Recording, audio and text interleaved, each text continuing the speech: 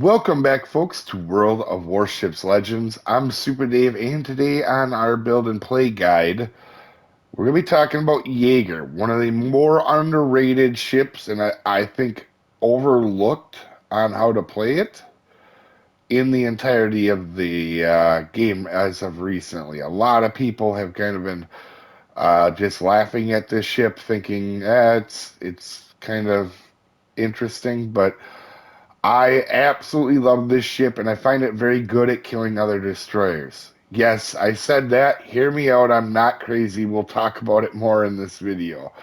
Also, real quick, I still am sick, guys, so if I make some mistakes and my voice still sounds funny, bear with me, guys. So, for our commander, we are actually using a Jersey Swirsky, and there is a big reason to this. We get some extra detection with this build, and it pays off a lot. So, inspirations Eric Bay and Deng Sai-chan to get detectability down there. And for our skills, we are using Observant Range. Look at me now. The reason for observant range is I know a lot of people are going to do torpedo speed. These things are already quick enough. I mean, if you want to make them faster, you can, but it's not like you're trying to take these torpedoes to the moon. They can do it pretty quick, though, if you want them to. Um, but anyway, the penalty to rudder shift isn't terrible for this particular ship. Rudder's pretty solid for the most part. I think the time is around 4 seconds, but it reacts pretty well. Like it does take to the rudder shift pretty well. Then look at me now for obvious reasons of detectability. Twist and track to help with the gun traverse speed. It isn't super effective, but we'll get into that in a second of two on the build here. Cloudy days for the engine cool or engine boost cooldown time. You don't have smoke screens on this thing, so this is definitely kind of a big help. Now, because I use this build on all my Pan Asians, you could. I mean, I'd still recommend Unstoppable, but with this ship, you could actually take Leviathan, and it's a super usable skill on this particular ship because it doesn't have the most health. So, with that being said, let's take a look at modifications. So, for your mods, you're going to want main battery mod 2 to get your guns to turn more. You could take aiming systems mod. There's kind of an interesting thing about this ship here that I'm going to explain when we get to the guns. And propulsion mod 2. The rudder is pretty good on it, so I did go with propulsion mod. Obviously, in slot 3, the concealment mod. And in 4, you could do a bunch of stuff here, but I actually like the torpedo relauncher. I think that's what most people are going to do. I also wouldn't rule out main battery mod 3 for this thing. It isn't as terrible a gunboat as it made out to be. So for your consumables, you do have engine boost, and they're not super huge boosts, but they do help. I kind of save them for panicked moments because I don't have a smoke screen. And repair party. This is the one consumable that caught me off guard that I liked a lot more than I thought. It's only 150 for 14 seconds. It actually is handy on a destroyer. It kind of lets you heal up if you get into a fight and you come out on top. It doesn't leave you completely screwed. Torpedo reload booster. This really helps this ship a lot. And I'm not talking for the laughing of hitting a battleship. This can be super effective in aerial denial of other ships, particularly destroyers, actually. So specs, survivability is 15.9. It's not super high or nothing, obviously. And you're gonna struggle as a pure gunboat a little bit to other stuff. Now, artillery, this is where other people are laughing at this ship, and I actually respect these guns on this thing a lot more, having played it a little bit more than I thought I would. There's only three. They reload in 3.8 seconds, so it's not like you're getting a lot of DPM out of them. But it does two things. They're very simple guns to use. They're very high caliber in gun size. So these are actually almost 6-inch guns on this thing. I think they're 5.9 or 6 inch. And even though you only have three of them and they reload in 3.8, they do a fair amount of damage. 2,200 for one shell off a destroyer is not bad. For example, we'll look at Friesland. Even though this thing reloads way quicker, obviously, but you can see 1,700. So it's not like this thing is a complete laughing stock. And the other big thing about them being 6-inch guns is you're not switching between AP and HE very often. Sure, if you get a broadside on a cruiser at close range, you can AP the living crud out of them with these guns. But because you're going to be more focused on destroyers, because every destroyer wants to hunt this thing down, your HE is very simple to use against other destroyers. So, um, with the torpedoes, this this is where a lot of people are laughing. You could get that perk that takes them up to 90 speed, but at 86, they're already quick enough. They don't do much damage, but you get a lot of them and they reload. So if you're shooting, or if you're trying to shoot these torpedoes at battleships, which you could do, but I wouldn't prioritize that. I don't think that's an effective way to use this ship. You could, and you send them out in waves, so yeah, you hopefully get a perma flood. You'll send out a set, and then you send out another set in 15, 20 seconds, just hoping that you get a perma flood. That's really where you're going to do damage with these things. If you're talking about ships that aren't destroyers, these work really good on destroyers because while battleships and cruisers are laughing at these torpedoes, destroyers are not. You get hit by one of these, it's still a good chunk of your health, as a destroyer. And so AA defense, this is the one stat I didn't look at when I got into the ship. I assumed it was going to be better because it was Pan Asian and Pan European, and they have good AA. And I left it on just to see what it would do. And I've had a lot of, probably out of the 6 matches, 3 of them were aircraft carrier. I don't even think I have a plane shot down. It's bad. There's like a guy with the slingshot in the back, as always, trying to hit a freaking plane, and it doesn't work. So, as always, anyway, I would turn off your AA because that's a very good way for carriers to hunt you down. They can see the AA before they detect you, and also in smoke, if your AA is going off, they can kind of tell where you are within the smoke. So, not not super reasonable to have it on most destroyers. There's circumstances where it is, but for the most part, I don't. Maneuverability, 39 knots. It doesn't turn super great, like in a big circle. It's for a destroyer, but the rudder actually reacts quicker. It feels more like a 3 second rudder than a four, and it is pretty darn quick. And with the concealment, you can see with the concealment build of having Swirsky as our main base trait, and then having inspirations by say Chan and of Eric Bay, this thing is down to 5 kilometers, and it's super, super effective at you're seeing other people before they see you for the most part. Statistics.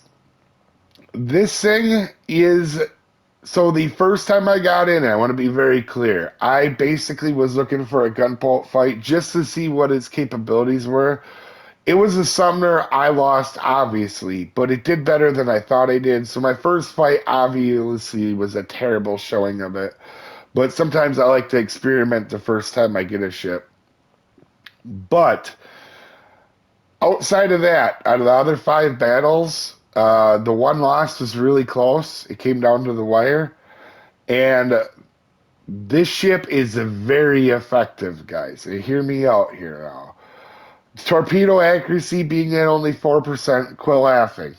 You just send some out so many torps that number is going to be that number. Now, obviously, because I use them against destroyers, that's the reason that's at 4%, and you'll see why in this match. But it is very good. You're sending out, was it 15 torpedoes? Uh, 12 torpedoes every 1 minute. Your torpedo accuracy is not going to be like Kamikaze where you're sending out 4 every 2 minutes. So keep that in mind. Also, my damage numbers in this. Obviously, I'm not a person that thinks damage means anything because it doesn't. It does not tell you if you're going to win or lose the match. Because if you looked at this 34,000 damage average, you guys would laugh. But when you realize the only things I've killed uh, or even really got in a fight with outside of one cruiser, that you don't, has been all destroyers. So that number becomes much better. In fact, one match, me and one other destroyer, I believe it was a Heisenjang, literally just went across the map in a destroyer heavy match. It was 4 or 5 destroyers, and we went between the two of us and killed all of them. So I did save that match. I was going to show you that one. I'm going to show you one where actually I do hit a couple other things with it, just because I feel like it's a better showcase of the ship and how to play it. So armor, it doesn't have the best armor, but it's not bad. This is the one thing I people haven't been talking about though on this. I think one of the most underrated things is this ship is actually harder to hit than a lot of ships. So for what do I mean here? The front of the ship stands out of the water quite a bit, but the rest of the ship doesn't. For example, we'll take a look at our Friesland and you can see how much bigger of a target that is to hit than a Jaeger. I mean, you can kind of understand what I'm talking about now. The back of the ship is not easy to hit, and you'll see a lot of people just completely whiff at me. I really, obviously you don't take like taking shots in the ship, but in any ship, but in this ship in particular, people whiff like the dickens against you. So I mean, you can see the size difference at tier 7, and it's not the only one. It's like if Friesland's a big ship, I get it, but you can see even Paleo Emilio, which is a pretty relatively small ship, is for its tier, this thing is just tiny. It is obnoxious trying to hit this thing, and that made some really people annoyed with trying to hit it. And that's why one of the reasons it's really underrated as a gunboat because it can be hard to hit. As we go ahead and start this match and check who we're up against, I do want to say it is disclaimer time. This is a beginner's guide to help out people just learning this ship or learning the game in general. This is not for professional gamers that know everything there is to know about everything. There is also multiple ways to build and play ships, so opinions will vary. I am just a above average player. I don't claim to be the best player in the world. I just am a pretty darn good player. So I do make mistakes. You're going to see some in this match.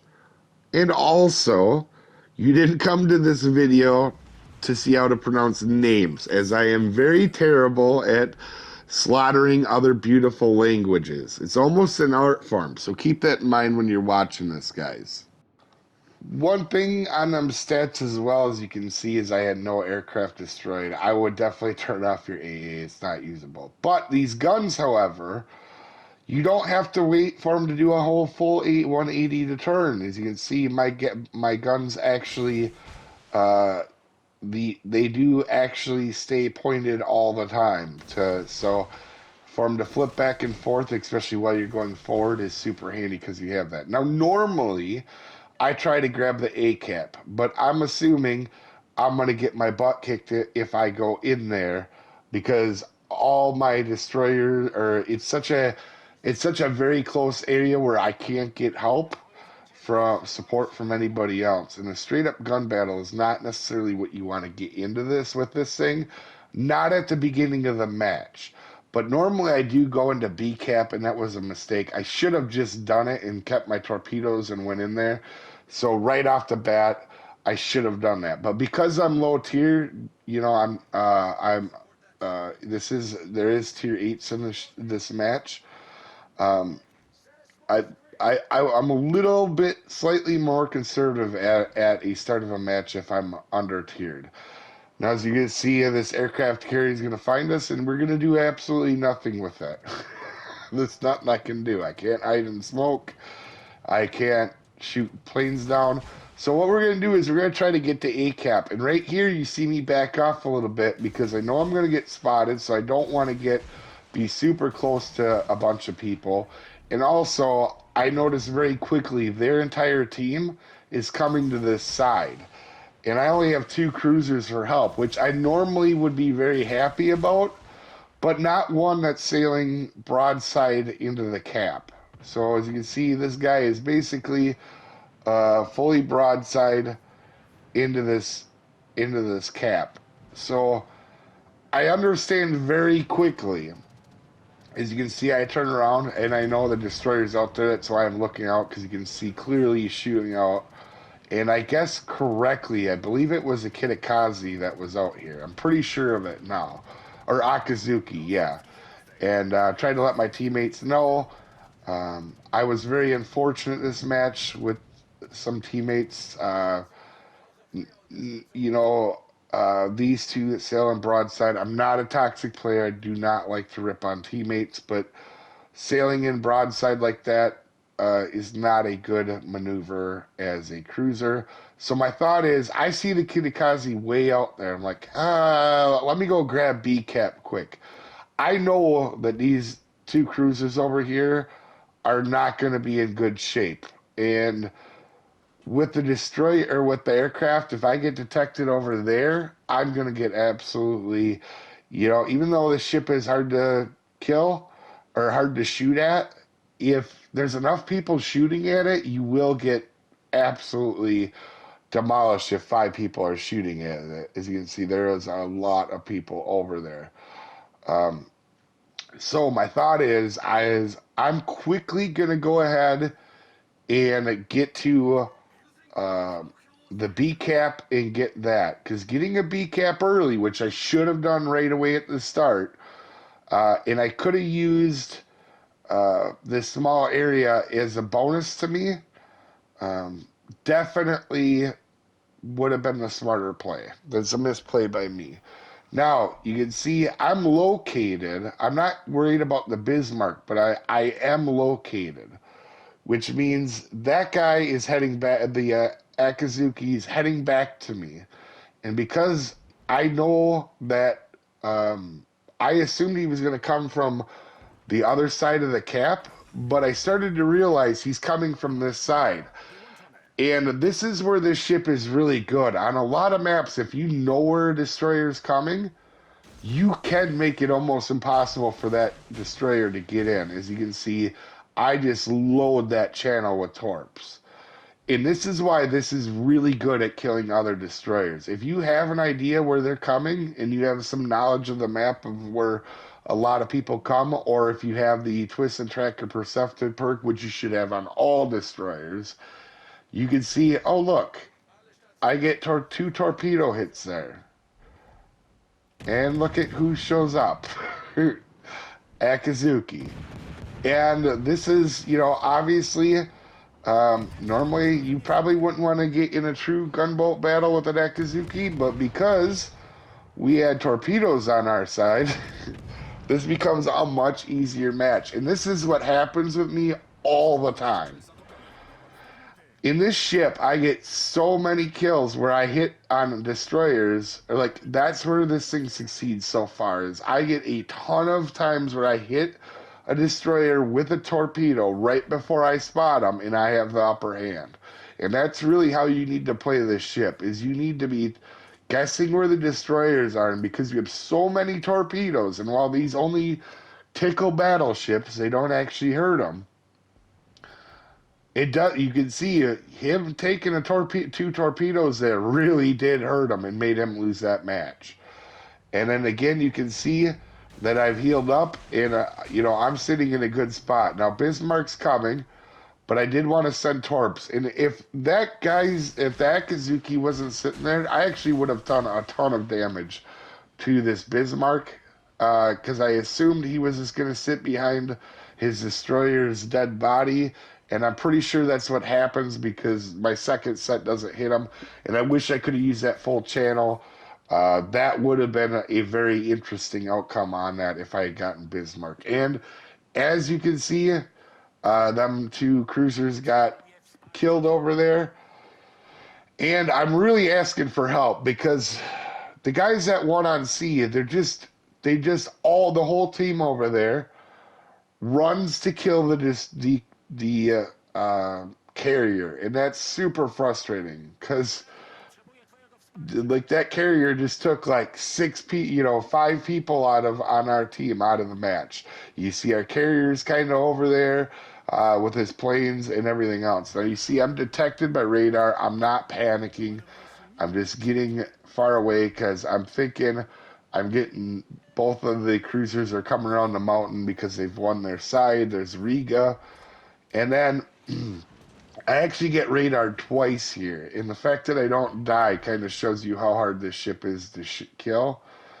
And you can see I just throw out some torps in case he decides to stop, and sure enough, the other cruiser is to my right behind me, coming through the other side of the thing. So I'm just playing it cool till I don't get radared anymore, and that gives me an opportunity to know that I'm going to be good to go here in a second. As it's good to go, I do make my turn to go back around.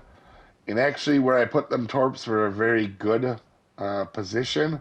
So I'm very happy about where I did place some torps. Obviously, one didn't hit. It's not the end of the world. You're not going to hit torps all the time. But I'm trying to get letting the aircraft carrier know he's in a world of hurt. He's been focused on the other side of the map. So what we're going to do now is I'm going to start doing that layered torp thing I was talking about. This is what you should do with these torps if you're trying to kill something that isn't a destroyer, is you should send them out in layers. Don't just send them all out at one time. You can see I hit here and I get a flooding. Now, if I'm able to get another hit right away in this Congress, I think he has um, I think he might have a sonar. I'm actually not real familiar with the Congress, believe it or not. But you can see I don't just put them on the white line. I kind of move these around a little bit. I don't always use that white line as always, and I probably should have in that scenario. I should have probably brought it in a little bit because I probably would have gotten the second hit and that might have caused flooding to kill that Congress. And I kind of wish I played that a little differently, but if you can see there, the if I get another hit and one of them causes flooding, he's on a permanent flood and he's gonna probably die, or at least have a lot of his health. And I did actually hit him with another one. I didn't realize that. So I just got my torps were actually decent. I just got very unlucky on not getting a flood there, which honestly you're not going to get a lot of floods on these torpedoes. But you can see that they have killed our aircraft carrier, and now they're trying to hit me. And you can see they've been able to see me a lot in this match, and I'm still sitting pretty good on health. So again, I'm more worried about the Congress here than I am the Riga. I just want to get out a little bit here at this range. I'm not worried about radar so much, but if I'm at the end of the radar like I have been both these times, I'm pretty hard to hit. And my big thing is we are winning this match, but we could lose it quickly because our guys are kind of out of the fight, and they've been out of the fight for a while after they hunted down that carrier. So I'm just being careful that I don't get murdered here. Um, and the Congress completely turns away both these guys now. That must have been their last radars because now they have nothing they want to do with me. So I'm gonna go take a cap just in case something goes very wrong, and we get another torpedo hit. So, I mean, if you use these torpedoes effectively, you can make people not want to be around you. And that's what happened with these two cruisers is they just got tired of it. And because he's heading out of my range, I'm going to try to take some shots on him to try to get a fire started on him because that would have been a perma-fire there if I could have. And I see Kutsanov over here, and he is leaving his cap, which is very interesting to me. And this is the one time I did bank a little bit more on my torpedoes, on putting them out there. As you can see, I did one set, and then I kind of wait and do one more set. Is, you know, a lot of times cruiser cooldowns are a lot quicker. So if I do get lucky there, with, you know, I spread them out a little bit, but I did do them in 2 layers, so I could maybe get a perma flood. So you can see, even though my torpedo accuracy is only 4% in this thing, you can see every time I've sent torpedoes out, I've been effective with the torpedoes. You know, there's a torpedo hit. I didn't get any on the second ones to hit, but again, I got a hit on a set of torpedoes, and if you can do that every time, it adds up, and people don't want to be around you. Yeah, these might not be the hardest hitting torpedoes, but they are pretty good at aerial denial and making people not want to be there. So our Ochakov, which has been playing very well, outside of chasing down a destroyer, he didn't need to. I think the Ochakov might be the one that remained at sea cap, actually.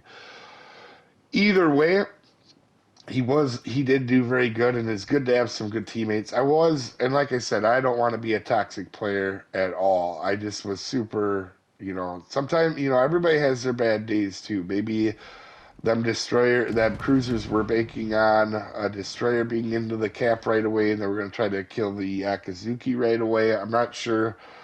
I don't ever like to try to rip on people because they might have had a thought process that might have been not, you know, it might not have been the most amazing thing, but at the same time, it might not have been an awful play too, because I do play aggressive too, but I don't sail broadside into a cap. But as you see, here is Kuzerhoff. We get the cap, so at this point, our guys are all back now from fighting the carrier, so I'm not as worried, and I wouldn't mind getting rid of this cruiser. But you can see I've been taking a lot of, you know, a lot of heat, and I'm not taking much damage in this thing. They have a tendency to not hit, or, you know, cruisers and the battleships have a real problem hitting this thing, and even some destroyers.